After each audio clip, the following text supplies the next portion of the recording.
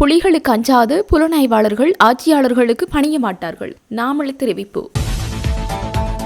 யாழ் கடல் அட்டை பணியாளர்களுக்கும் கடற்றொழில் நீரியல் மற்றும் கடல் வளங்கள் அமைச்சர் வடக்கு மாகாண ஆளுநருக்கும் இடையில் கலந்துரையாடல்.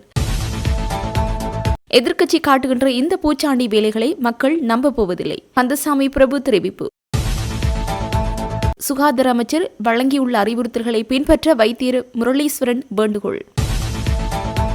அரசு வைத்திய அதிகாரிகள் நாளையும் வேலை நிறுத்தம். முதலீட்டாளர்கள் போர்வையில் வெளிநோயாளர் உள்நுழைவு, வடக்கின் கடலுக்கு ஆபத்து. ஸ்ரீகாந்த் பன்னீர்செல்வம் தெரிவிப்பு.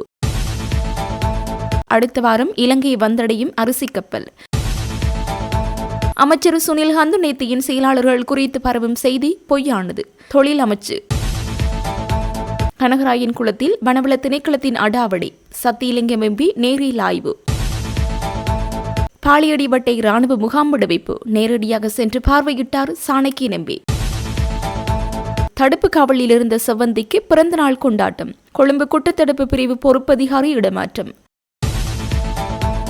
கைதான 147 வெளிநாட்டவர்களும் விளக்கமறியலில். காலியில் 2 வெட்டிக்கொலை, 1 படுகாயம். அமெரிக்காவின் அதிநவீன போர் விமானங்களை சுட்டு வீழ்த்தியதாக ஈரான் அறிவிப்பு. யுத்த காலத்தில் விடுதலை புலிகளுக்கு அஞ்சாத இலங்கை புலனாய்வாளர்கள் தற்போதைய ஆட்சியாளர்களின் அச்சுறுத்தல்களுக்கு ஒருபோதும் அஞ்ச மாட்டார்கள் என்று ஸ்ரீலங்கா பொதுஜன பெரமுனவின் தேசிய அமைப்பாளரும் நாடாளுமன்ற உறுப்பினருமான நாமல் ராஜபக்ச எம்பி தெரிவித்துள்ளார். இது தொடர்பில் ஊடகங்களிடம் மேலும் கூறியதாவது: உயிர்த்த ஞாயிறு தாக்குதலின் பிரதான சூத்திரதாரி தொடர்பில் உதய கமன்பில வெளியிட்டுள்ள தகவல்கள் குறித்து நாம் ஆராய்ந்து வருகின்றோம். எனினும் தற்போதைய ஆளும் கட்சி விசாரணைகளை திட்டமிட்டபடி வேறு திசைக்கு கொண்டு செல்ல முயற்சிக்கின்றனர். அதிகாரத்தை பயன்படுத்தி அச்சுறுத்தல் விடுத்து பலவந்தமாக வாக்குமூலங்களை பெறும் சூழல் இன்று காணப்படுகின்றது. முறையற்ற விதத்தில் சாட்சியங்களை திரட்டுவதன் மூலம் நாட்டின் புலனாய்வு பிரிவினரை பலவீனப்படுத்த அரசாங்கம் முயற்சிக்கின்றது. எமது புலனாய்வு பிரிவினர் நாட்டுக்காக முன்னின்று செயற்பட்டவர்கள். அவர்கள் யுத்த காலத்தில் எத்தகைய சவால்களையும் எதிர்கொண்டவர்கள். எனவே தற்போதைய ஆட்சியாளர்களின் மிரட்டல்களுக்கு அவர்கள் பணிய போவதில்லை. புலனாய்வு பிரிவினரை பழிவாங்கும் படலத்தை அரசு நிறுத்த வேண்டும். எதிர்காலத்தில் எமது ஆட்சி அமையும் போது பாதிக்கப்பட்ட அனைத்து புலனாய்வு அதிகாரிகளுக்கும் நாம் நிச்சயம் நீதியை பெற்றுக் கொடுப்போம் என்றார். மட்டக்களப்பு மாவட்டத்தில் அதிக வெப்பத்துடனான காலநிலை நிலவுவதன் காரணமாக சுகாதார அமைச்சு வழங்கியுள்ள அறிவுறுத்தல்களை பின்பற்றுமாறும் பாடசாலையின் வெளிக்கள செயற்பாடுகள் விளையாட்டு நிகழ்வுகளை தவிர்த்துக் கொள்ளுமாறும் மட்டக்களப்பு மாவட்ட பிராந்திய சுகாதார சேவைகள் பணிப்பாளர் டாக்டர் முரளீஸ்வரன் வேண்டுகோள் விடுத்துள்ளார். அறிவுறுத்தல்களை பின்பற்றாதவர்களுக்கு எதிரான நடவடிக்கைகள் முன்னெடுக்கப்படும் எனவும் அவர் தெரிவித்தார். மட்டக்களப்பு மாவட்டத்தில் இன்று ஊடகங்களுக்கு கருத்து தெரிவித்த போதே அவர் இதனை தெரிவித்தார். இதன்போது கருத்து தெரிவித்தவர் மட்டக்களப்பு மாவட்டத்தில் அதிக வெப்பநிலை நிலவு இந்த நாட்களில் பெற்றோர் தமது பிள்ளைகளை வெளியில் அலையவிடாது உடல் இயக்க செயற்பாடுகளில் முடியுமானவரை தவிர்த்து அவர்களுக்கான நீர் ஆகாரம் ஓய்வினை வழங்குவதனையும் அவர்கள் சரியான முறையில் கண்காணிப்பதனையும் நாங்கள் எதிர்பார்க்கின்றோம். சுகாதார அமைச்சின் அறிவுறுத்தல்களுக்கு அமைவாக மட்டக்களப்பு மாவட்டத்தில் அதிக வெப்பநிலை நிலவுகின்ற காலகட்டத்தில் சிறுவர்கள், வயோதிபர்கள், கர்ப்பிணிகளை அவதானமாக இருக்குமாறு கேட்டுக்கொள்கின்றோம். மட்டக்களப்பு மாவட்டத்தில் இந்த அதிக வெப்பநிலை நிலவும் காலநிலையினை நாங்கள் பொருட்படுத்தாது அதிக உடல் இயக்க செயற்பாடுகளில் ஈடுபடுகின்ற போது அது உயிருக்கே ஆபத்தாக முடிகின்ற நிலைமை காணப்படுகின்றது. பொதுமக்கள் மிகவும் அவதானமாக இந்த வெயில் கால நிலையிலிருந்து பாதுகாத்துக் கொள்ளும் கேட்டுக்கொள்கின்றோம். அதேபோன்று பாடசாலை அதிபர்கள், ஆசிரியர்கள் அதிக வெப்பநிலை நிலவுகின்ற ஒரு சில வாரங்களுக்கு மாணவர்களை மிகவும் அவதானமாக பாதுகாக்குமாறும் விளையாட்டுப் போட்டிகள், மாணவர்கள் வெயிலில் செல்வது, வேறு செயற்பாடுகளில் ஈடுபடுத்த வேண்டாம் என்று பிராந்திய சேவைகள் பணிப்பாளர் என்ற ரீதியில் முன்னெச்சரிக்கையாக நடந்து கொள்ளுமாறு கேட்டுக்கொள்கின்றோம். இந்த காலகட்டம் விளையாட்டுப் போட்டிகளை நடத்துகின்ற காலகட்டமோ வெளிக்கள செயற்பாடுகளில் மாணவர்களை ஈடுபடுத்துகின்ற காலகட்டமோ இல்லை. மிக முக்கியமாக இது ஒரு அபாயகரமான சூழ்நிலை. இந்த காலப்பகுதியில் மாணவர்கள் அதிக நீர் ஆகாரத்தினை அருந்துவதை உறுதிப்படுத்த வேண்டும். அவர்கள் களைப்படையாது ஓய்வாக அவதானமாக மாணவர்களை கவனித்துக் கொள்ள வேண்டும். மாணவர்களுக்கு, முதியவர்களுக்கு இந்த காலநிலை ஆபத்தான நிலையினை ஏற்படுத்தும் என்பதனால் வெளியில் செல்வதை தவிர்த்துக் கொள்ளுமாறும் அதிகளவான நீர் ஆதாரங்களை பெற்றுக் கொள்ளுமாறும் அவர் வேண்டுகோள் விடுத்தார்.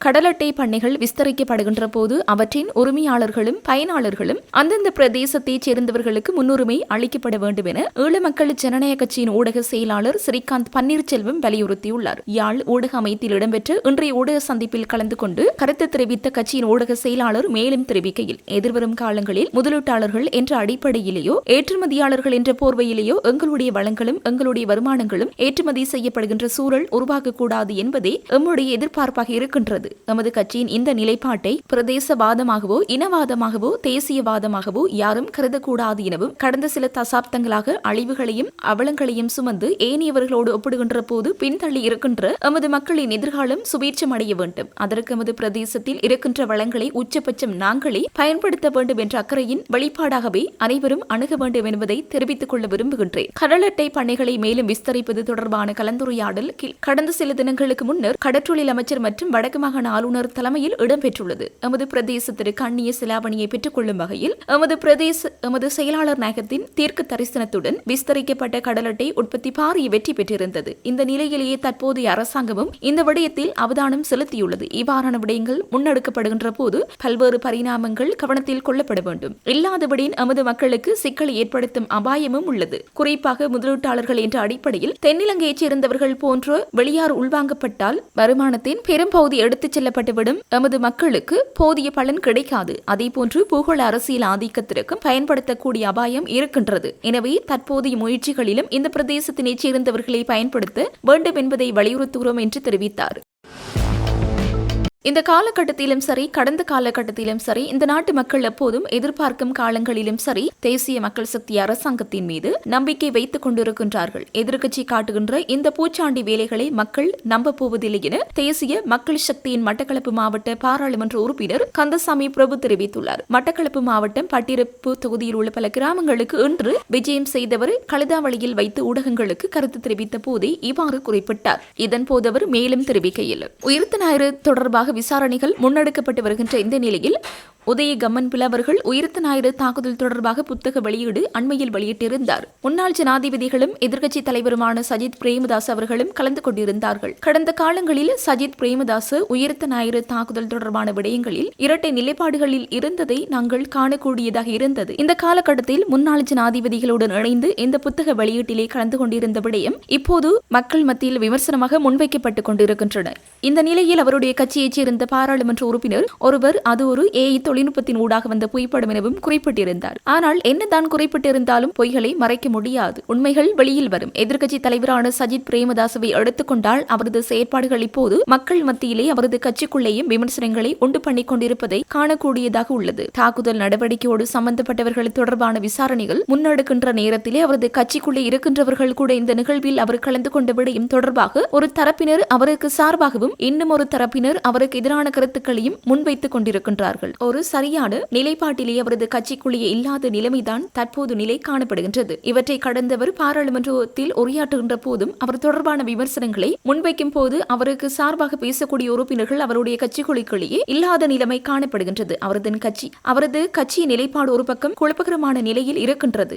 IMF தொடர்பாக இந்த நாட்டில் ஒரு நிலைப்பாடு முன்னெடுக்கப்பட்டு வருகின்றது. கடந்த காலங்களிலே IMF-இன் கடன்களை பெற்றபோது எதிர்க்கட்சி தலைவர் குறிப்பிட்டிருந்தார், அதிக சுமைகளை இந்த கடனின் மூலமாக மக்கள் அழுத்தத்திற்கு உள்ளாகின்றார்கள் என குறிப்பிட்டிருந்தார்.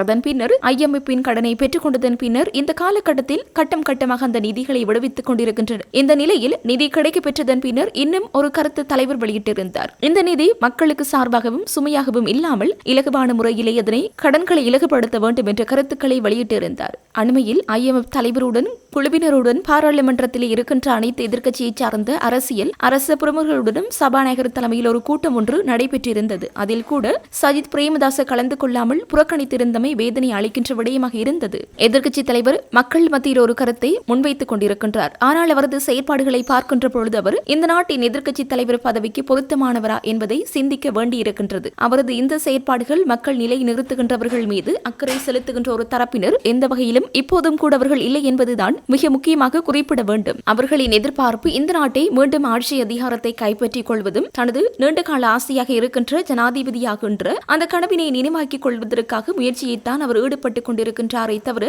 மக்களின் நலன்களையோ அல்லது மக்களின் தேவைகளையும் அவர்கள் மக்கள் சார்பாக இணைந்து கொள்ளவில்லை என்பதுதான் எங்களுக்கு கவலை அளிக்கின்ற விடயமாக இருக்கின்றது. தற்போது அரசாங்கம் சரியான பாதையில் முன்னெடுத்துக் கொண்டு வருகின்ற இந்த நேரத்தில் இருக்கின்ற குறைபாடுகளை எதிர்க்கட்சியினர் விமர்சனம் செய்யலாம். எதிர்க்கட்சியாக நாங்கள் இருந்த காலத்தில் கூட எனது தலைவர் அனுரகுமார திசாநாயக்க அந்த காலத்தில் எதிர்க்கட்சி ஆசனத்தில் இருந்து கொண்டு அப்போதைய அரசாங்கங்கள் மேற்கொண்ட தவறுகளை சுட்டிக்காட்டி மக்களுக்கான நலன்களை எந்தெந்த விடயங்களில் முன்னெடுங்கள் என ஆலோசனை வழங்கியிருந்தார். சிறந்த விடயங்களுக்கு நாங்கள் ஆதரவை வழங்கி வந்திருந்தோம். ஆனால் இன்று இங்கே இருக்கின்ற எதிர்க்கட்சி இன மக்களை சிந்திக்கின்ற ஒரு கட்சியாக இல்லாமல் தங்களது சுய லாபங்களையும் தங்களது எதிர்கால ஆசைகளையும் நிறைவேற்றிக் கொள்வதற்காகத்தான் எதிர்க்கட்சியாகத்தான் இப்போதும் இருந்து கொண்டிருக்கின்றார்கள். நம் நாட்டின் மீது அக்கறை செலுத்துகின்ற ஒரு தரப்பினராக இருந்து கொள்ளுங்கள். எந்த கட்சி சார்ந்தவராக இருந்தாலும் உங்களது ஆலோசனைகளை உங்களது நல்ல கருத்துக்களையும் ஏற்றுக்கொண்டு பயணிக்க நாங்கள் தயாராக இருக்கின்றோம். இந்த நாட்டு மக்கள் மீது அதிக நம்பிக்கையும் அக்கறையும் நாங்கள் வைத்திருக்கின்றோம். மக்களும் எங்களுக்கு பூரணமான ஆதரவை வழங்கிக் கொண்டிருக்கின்றார்கள். இந்த காலகட்டத்திலும் சரி, கடந்த காலகட்டத்திலும் சரி, இந்த நாட்டு மக்கள் எப்போதுமே எதிர்பார்க்கும் காலங்களிலும் சரி, தேசிய மக்கள் சக்தி அரசாங்கத்தின் மீது நம்பிக்கை வைத்துக் கொண்டிருக்கின்றார்கள். எதிர்க்கட்சி காட்டுகின்ற இந்த பூச்சாண்டி வேலைகளை மக்கள் நம்ப போவதில் என அவர் தெரிவித்தார். யாழ்ப்பாண மாவட்டத்தில் உள்ள கடல் அட்டை பணியாளர்களுக்கும் கடற்றொழில் நீரியல் மற்றும் கடல் வளங்கள் அமைச்சர் சந்திரசேகர் மற்றும் வடக்கு மாகாண ஆளுநர் வேதநாயகன் ஆகியோருக்கும் இடையிலான விசேட கலந்துரையாடல் ஆளுநர் செயலகத்தில் இன்று நடைபெற்றது. இக்கலந்துரையாடலில் கடல் அட்டை பணிகளுக்காக அண்மையில் அதிகரிக்கப்பட்டுள்ள குத்தகை கட்டணத்தை செலுத்துவதில் தாங்கள் எதிர்நோக்கும் நெருக்கடி நிலைமைகள் தொடர்பில் பணியாளர்களால் விரிவாக எடுத்துரைக்கப்பட்டது. இந்த குத்தகை கட்டணத்தை கணிப்பிட்ட போது கடல் அட்டையின் சர்வதேச சந்தை விலை வெளிச்சி கருத்தில் கொள்ளப்படவில்லை என சுட்டிக்காட்டியவர்கள் தற்போதைய சந்தை விலையை அடிப்படையாக கொண்டு பொதுவான சூத்திரம் ஒன்றின் ஊடாக கட்டணத்தை மீள கணிப்பிடுமாறும் அதிகரிக்கப்பட்டுள்ள குத்தகை கட்டணத்தை குறைப்பதற்கு உரிய நடவடிக்கை எடுக்குமாறும் கோரிக்கை விடுத்தனர். இதன்போது கருத்து தெரிவித்த அமைச்சர் மற்றும் ஆளுநர் ஆகியோர் தற்போதைய கட்டணங்கள் கணிப்பிடப்பட்டபடி உத்தியபூர்வ முறைமை தொடர்பில் பணியாளர்களுக்கு தெளிவுபடுத்தினார். அத்துடன் கடல் அட்டை பணியாளர்களின் இந்த கோரிக்கைகளை கருத்தில் கொண்டு மதிப்பீட்டு நடைமுறை மீண்டும் பரிசீலனை செய்வது தொடர்பில் உரிய துறைசார் அதிகாரிகளுடன் விரைவில் கலந்துரையாடி ஆவண செய்வதாக பதிலளித்தனர். இந்த கலந்துரையாடலில் யாழ்ப்பாண மாவட்ட ஒருங்கிணைப்பு குழு தலைவரின் இணைப்பாளர் கபிலன் மற்றும் யாழ் மாவட்ட கடல் அட்டை பணியாளர்கள் என பலரும் கலந்து கொண்டனர். மட்டக்களப்பு மாவட்டம் போரதீவு பற்று பிரதேச செயலாளர் பிரிவுக்குட்பட்ட பாலியடி வட்டை கிராமத்தில் அமைந்துள்ள பொதுச்சந்தை கட்டட தொகுதியில் சுமார் 25 வருடங்களுக்கு மேலாக இலங்கை ராணுவம் கையப்படுத்தி முகாமிட்டு வந்தது. இந்த பொதுச்சந்தை கட்டட தொகுதியில் முகாமிட்டிருந்த ராணுவத்தினர் தற்போது அவ்விடத்திலிருந்து வெளியேறி அக்காணியை விடுவித்துள்ளனர். இவ்விடயத்தை நேற்று மட்டக்களப்பு மாவட்ட பாராளுமன்ற உறுப்பினர் சாணக்கியன் மற்றும் பிரதேச சபைகளின் தவிசாளர்கள், பிரதேச சபை உறுப்பினர்கள், அப்பகுதி கிராம மக்கள் என பலரும் நேரடியாக சென்று பார்வையிட்டிருந்தனர். இந்த நிலையில் இவ்விடயம் தொடர்ச்சியாக பாராளுமன்ற அமர்வுகளிலும் பாதுகாப்பு அமைச்சின் விசேட கூட்டங்களிலும் மட்டக்களப்பு மாவட்ட பாராளுமன்ற உறுப்பினர் சாணக்கியனின் பெரும் முயற்சியை மேற்கொண்டு வந்திருந்தார். இந்த காணியை ராணுவத்திடமிருந்து விடுவிக்கப்படுவதற்கு பாதுகாப்பு அமைச்சுக்கும் ஜனாதிபதிக்கும் நன்றிகளை தெரிவிக்கின்றோம். தாமும் தமது பிரதேச சபையினை பொறுப்பேற்று 2வது சபை அமர்வின் பிரேரணைகளை ஜனாதிபதிக்கும் பாதுகாப்பு அமைச்சுக்கும் அனுப்பியிருந்தோம் என இதன்போது போரதீவு பெற்ற பிரதேச சபை தவிசாளர் விமலநாதன் மதிமேனன் தெரிவித்தார். இலங்கை தமிழரசு கட்சியின் மட்டக்களப்பு மாவட்ட பாராளுமன்ற உறுப்பினர் சாணக்கியன், போரதீவு பற்று பிரதேச சபை தவிசாளர் விமலநாதன் மதிமேனன், மண்முனை தென்னிரவில் பற்று பிரதேச சபை தவிசாளர் மேகசுந்தரம் வினோராஜ் மற்றும் பிரதேச சபை உறுப்பினர்கள், அப்போதைய கிராம மக்கள் என பலரும் பிரசன்னமாகியிருந்தமை குறிப்பிடத்தக்கது. பாதாள உலக குழு தலைவர் என அறியப்படும் கனிமுல்ல சஞ்சீவ நீதிமன்றத்தினுள் படுகொலை செய்யப்பட்ட சம்பவத்தில் பிரதான சந்தேக நபரும் தற்போது பயங்கரவாத தடை சட்டத்தின் கீழ் கொழும்பு குற்றத்தடுப்பு பிரிவில் தடுத்து வைத்து விசாரணைக்கு உட்படுத்தப்பட்டு வரும் இசாரா சவந்தியின் பிறந்தநாள் கொண்டாட்டத்திற்கான ஏற்பாடுகள் கொழும்பு குற்றத்தடுப்பு பிரிவினுள் ஏற்பாடு செய்யப்பட்டதாக தெரிவிக்கப்படும் விடயம் தொடர்பில் போலீஸ் ஊடக பிரிவு விளக்கம் அளித்துள்ளது. அதற்கமைய இவ்விடயம் தொடர்பில் போலீஸ் ஊடக பிரிவு விடுத்துள்ள அறிக்கையில் மேலும் குறிப்பிடப்பட்டுள்ளதாவது: கொழும்பு குற்றத்தடுப்பு பிரிவில் தடுத்து வைக்கப்பட்டுள்ள இசாரா சவந்திக்கு கடந்த மாதம் 29ஆம் தேதியன்று பிறந்த தின கொண்டாட்ட ஏற்பாடுகள் முன்னெடுக்கப்பட்டதாக சமூக வலைதளங்களில் தகவல்கள் வெளியாகியுள்ளன. எவ்வாறாயினும் இந்த விடயம் தொடர்பில் கொழும்பு மாவட்டத்திற்கு பொறுப்பான பிரதி போலீஸ் மா அதிபரிடமிருந்து அறிக்கை கோரப்பட்டுள்ளது. அதற்கமைய இசாரா சவந்தியின் பிறந்த தின கொண்டாட்ட ஏற்பாடுகள் கொழும்பு குற்றத்தடுப்பு பிரிவில் இடம்பெற உள்ளதாக பிரதி போலீஸ் மா அதிபருக்கு முன்கூட்டியே தகவல் கிடைத்துள்ளது. இதனையடுத்து அவர் கொண்டாட்ட ஏற்பாடுகளில் நேரடியாக தலையிட்டு உரிய நடவடிக்கைகளை மேற்கொண்டு தடுத்து நிறுத்தியுள்ளதாகவும் தெரிவிக்கப்பட்டுள்ளது. இந்த சம்பவம் தொடர்பில் மேற்கொள்ளப்பட்ட முதற்கட்ட விசாரணைகளை தொடர்ந்து போலீஸ் மா அதிபரின் உத்தரவின் பேரில் கொழும்பு குற்றத்தடுப்பு பிரிவின் பொறுப்பதிகாரி உடனடியாக அமலுக்கு வரும் வகையில் போலீஸ் விசேட படையணி தலைமையகத்திற்கு இடமாற்றம் செய்யப்பட்டுள்ளார். அத்தோடு போலீஸ் அதிகாரிகள் எந்நேரமும் தமது தொழில்சார் ஒழுக்கக்கோவையை பின்பற்ற செயற்படுவது அவசியம். அவ்வாறு இருக்கையில் இந்த சம்பவத்துடன் தொடர்புடைய அதிகாரிகள் முறைகேடாகவும் சட்டவிரோதமாகவும் செயற்பட்டமை குறித்து போலீஸ் மா அதிபரின் பணிப்புரைக்கு அமைய குற்றப்புலனாய்வு திணைக்களம் மற்றும் போலீஸ் விசேட விசாரணை பிரிவினரால் விசேட விசாரணைகள் ஆரம்பிக்கப்பட்டுள்ளன. நாடு முழுவதிலும் உள்ள அனைத்து அரசு வைத்தியசாலைகளும் நாளை காலை 8 மணி முதல் மீண்டும் வேலைநிறுத்த போராட்டம் ஒன்று ஆரம்பிக்கப்பட உள்ளதாக அரசு வைத்திய அதிகாரிகள் சங்கம் தெரிவித்துள்ளது. இந்த போராட்டம் தொடர்ச்சியாக முன்னெடுக்கப்படுமா இல்லையா என்பது குறித்து நாளை கூட உள்ள மத்திய செயற்குழு கூட்டத்தில் தீர்மானிக்கப்படும் எனவும் அந்த சங்கம் மேலும் குறிப்பிட்டுள்ளது. வவுனியா வடக்கு பிரதேச செயலாளர் பிரிவுக்குட்பட்ட கனகராயன்குளம், புளியங்குளம் ஆகிய பகுதிகளில் வனவள திணைக்களத்தினால் அடாவடியாக பொதுமக்களுக்கு சொந்தமான காணிகள் கையகப்படுத்தப்பட்டுள்ளன. இது தொடர்பில் பொதுமக்கள் முறைப்பாடு அளித்துள்ள நிலையில் நாடாளுமன்ற உறுப்பினர் சத்தியலிங்கம் எல்லையிடப்பட்ட இடங்களை நேரில் சென்று பார்வையிட்டுள்ளார். இந்த நிலையில் வவுனியா வடக்கு பிரதேச செயலாளர் பிரிவுக்குட்பட்ட கனகராயன்குளம் மற்றும் அதனை அண்மித்த மன்னக்குளம், பெரியகுளம், பழைய விளாங்குளம் ஆகிய பகுதிகளுக்கும் சென்றிருந்தார். இந்த விடயம் தொடர்பில் அரசாங்க அதிபர், வனவள திணைக்களம், பிரதேச செயலாளர் ஆகியோருடன் கலந்துரையாடி காணிகளை விடுவிப்பதற்குரிய நடவடிக்கை விரைந்து மேற்கொள்வதாகவும் தெரிவித்திருந்தார். இந்த விஜயத்தின் போது வவுனியா வடக்கு பிரதேச கிளையின் செயலாளரும் நாடாளுமன்ற உறுப்பினரின் வவுனியா வடக்கு பிரதேச இணைப்பாளருமாகிய தவேந்திரராஸ் ஆகியோரும் ஆய்வில் கலந்து கொண்டுள்ளனர். தொழில் மற்றும் தொழில் முயற்சி அபிவிருத்தி அமைச்சர் சுனில் ஹந்துநெத்தியின் ஒருங்கிணைப்பு செயலாளர்களை இலக்கு வைத்து ஊடகங்களில் பரப்பப்படும் செய்திகள் முற்றிலும் உண்மைக்கு புறம்பானவை என அந்த அமைச்சு அறிவித்துள்ளது. இது தொடர்பாக தொழில் அமைச்சு வெளியிட்டுள்ள அறிக்கையில் இந்த விடயம் குறிப்பிடப்பட்டுள்ளது. அமைச்சர் சுனில் ஹந்துநெத்தியின் ஒருங்கிணைப்பு செயலாளர் விரட்டியடிக்கப்பட்ட விதம் எனும் தலைப்பின் கீழ் சமூக வலைதளங்களில் பகிரப்படும் காணொலிகள் அமைச்சரினதும் அவரது ஊழியர்களினதும் கௌரவத்திற்கு பாரிய களங்கத்தை ஏற்படுத்தியுள்ளன. குறித்த காணொலிகளில் காட்டப்படும் நபர்களோ அல்லது மக்களின் எதிர்ப்புக்கு உள்ளானவர்களோ அமைச்சரின் உத்தியோகபூர்வ ஒருங்கிணைப்பு செயலாளர்களான MRMW டேஸ் அல்லது ரசிந்து ஜசோத் மாரகல் ஆகியோர் அல்ல என்பதை அமைச்சு திட்டவட்டமாக தெரிவித்துள்ளது. முறையான உண்மை தன்மையை கண்டறியாமல் இவ்வாறான போலியான செய்திகளை பரப்புவது பொறுப்பற்ற செயலாகும் என சுட்டிக்காட்டியுள்ள அமைச்சு இது பொதுமக்களை தவறாக வழிநடத்தும் எனவும் குறிப்பிடப்பட்டுள்ளது. சம்பந்தப்பட்ட இணையதளங்கள் மற்றும் சமூக வலைதளங்களில் இருந்து இந்த போலி செய்திகளை, காணொலிகளையும் நீக்குவதற்கு தேவையான உடனடி நடவடிக்கைகள் எடுக்கப்பட்டு வருகின்றன. அத்துடன் இவ்வாறான தவறான செய்திகளை வெளியிட்ட நிறுவனங்கள் தமது தவறுகளை திருத்திக் கொண்டு உண்மையான தகவல்களை உடனடியாக பொதுமக்களுக்கு வழங்க வேண்டும் எனவும் தொழிலமைச்சு வலியுறுத்தியுள்ளது. சம்பா மற்றும் கேரி சம்பா அரிசி தட்டுப்பாட்டுக்கு தீர்வாக மாற்று அரிசி வகைகளை இறக்குமதி செய்வதற்கான அனுமதி வழங்கப்பட்ட நிலையில் அரிசி ஏற்றிய முதலாவது கப்பல் அடுத்த வாரம் நாட்டை வந்தடையும் என தெரிவிக்கப்பட்டுள்ளது. அத்தியாவசிய உணவுப் பொருட்கள் இறக்குமதியாளர்கள் சங்கத்தின் தலைவர் கணேஷ் விநாயக சுந்தரம் இதனை தெரிவித்துள்ளார். நாட்டின் உள்நாட்டு சந்தையில் நிலவும் சம்பா மற்றும் கேரி சம்பா அரிசி தட்டுப்பாட்டுக்கு தீர்வாக மாற்று அரிசி வகைகளை இறக்குமதி செய்வதற்கான வர்த்தமானி அறிவித்தல் வெளியிடப்பட்டுள்ளது. ஜனாதிபதி அனுரகுமார திசாநாயக்கவினால் கையொப்பத்துடன் இந்த வர்த்தமானி அறிவித்தல் வெளியிடப்பட்டுள்ளது. அதன்படி பொன்னி சம்பா, பால் பொன்னி மற்றும் GR11 என்று அழைக்கப்படும் அரிசி வகைகளை இறக்குமதி செய்வதற்கு அனுமதி வழங்கப்பட்டுள்ளது. அதிகபட்சமாக 1040 மெட்ரிக் டன் அரிசியை இறக்குமதி செய்ய அமைச்சரவை கடந்த வாரத்தில் அனுமதி வழங்கியுள்ளது. இதேவேளை இறக்குமதி செய்யப்படும் அரிசிக்கு நிர்ணயிக்கப்பட்ட விலை வரம்பை விதிக்க வேண்டாம் என வர்த்தக அமைச்சரிடம் கோரியுள்ளதாகவும் அவர் தெரிவித்தார். கிளிநொச்சி தர்மபுரம் போலீஸ் பிரிவுக்குட்பட்டு கல்லாறு பகுதியில் அனுமதி பத்திரத்திற்கு முரணான வகையில் மணல் ஏற்றிய குற்றச்சாட்டில் 4 கைது செய்யப்பட்டுள்ளனர். விசேட அதிரடி படையினருக்கு கிடைக்கப்பெற்ற தகவலுக்கு அமைய இன்று அதிகாலை 3 மணியளவில் குறித்த சுற்றி வளைப்பு மேற்கொள்ளப்பட்டது. இதன்போது 4 டிப்பர்களுடன் அதன் சாரதிகள் கைது செய்யப்பட்டு தர்மபுரம் போலீசாரிடம் ஒப்படைக்கப்பட்ட நிலையில் அவர்கள் போலீஸ் பிணையில் விடுவிக்கப்பட்டுள்ளனர். குறித்த சம்பவம் தொடர்பாக தர்மபுரம் போலீசார் மேலதிக விசாரணைகளை முன்னெடுத்துள்ளனர். இணையவழி நிதி மோசடி சம்பவத்துடன் தொடர்புடைய குற்றச்சாட்டில் கைது செய்யப்பட்டு 147 வெளிநாட்டவர்களையும் எதிர்வரும் 9ஆம் தேதி வரை விளக்கமறியலில் வைக்க உத்தரவிடப்பட்டுள்ளது. இன்று குறித்த சந்தேக நபர்கள் சிலாபம் நீதிமன்றத்தில் ஆஜர்படுத்தப்பட்டதை அடுத்து இந்த உத்தரவு பிறப்பிக்கப்பட்டுள்ளது. சிலாபம் இரண்டவில பகுதியில் உள்ள ஹோட்டல் ஒன்றில் தங்கியிருந்த போதே இன்று காலை இவர்கள் கைது செய்யப்பட்டனர். கைது செய்யப்பட்டவர்களில் 133 சீன பிரஜைகளும் 13 வியட்நாம் பிரஜைகளும் ஒரு மலேசிய பிரஜையும் அடங்குவதாக போலீசார் தெரிவித்தனர்.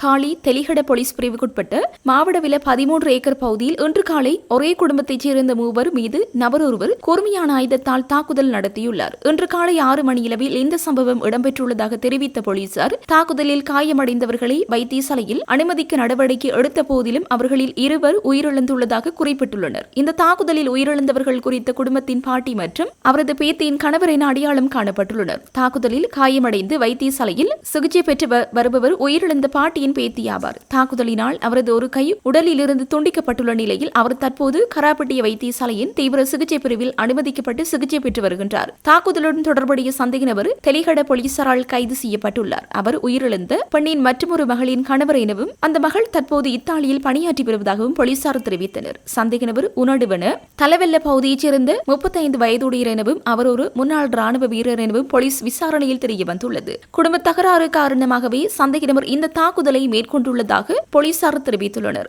சம்பவம் தொடர்பில் எல்பிட்டிய குற்றத்தடுப்பு பிரிவு அதிகாரிகள் சம்பவ இடத்திற்கு சென்று ஆய்வுகளை முன்னெடுத்தனர். தெலிகட போலீஸ் நிலைய பதில் பொறுப்பதிகாரி பிரதான போலீஸ் பரிசோதகர் ஹர்ஷத சில்வாவின் ஆலோசனையின் பேரில் குற்றத்தடுப்பு பிரிவின் பொறுப்பதிகாரி MPG சரத் சந்திர மேலதிக விசாரணைகளை மேற்கொண்டு வருகின்றார்.